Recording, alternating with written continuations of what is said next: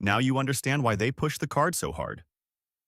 The email offers, the pop-ups when you book, the flight attendant who, mid-flight, picks up the microphone to pitch you a credit card at 35,000 feet. That's not an airline selling seats.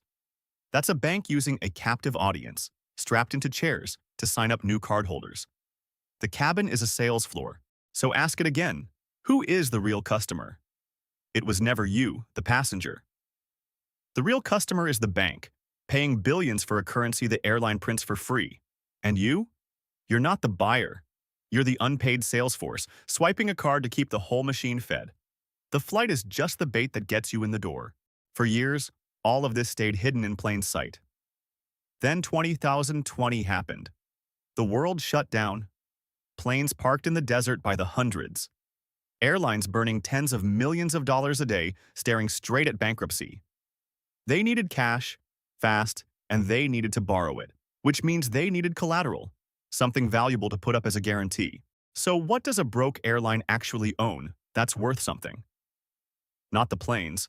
They're grounded, and nobody wants to buy a used jet in the middle of a pandemic. Not the terminals. They don't own those. The single most valuable thing they could put on the table was the loyalty program, the miles. And when the bankers opened the books to appraise it, even Wall Street was stunned by what they found.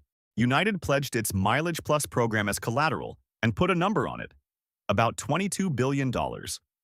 Now hold that up against the airline itself. At the time, the entire equity value of United Airlines, every plane, every gate, every employee, the brand, all of it, was about $10.5 billion. The frequent flyer program was worth more than twice the whole airline that flew you around.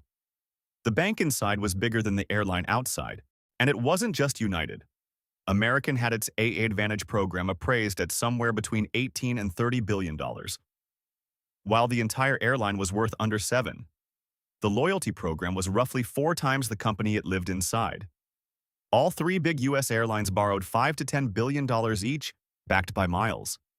The planes were the excuse. The miles were the asset.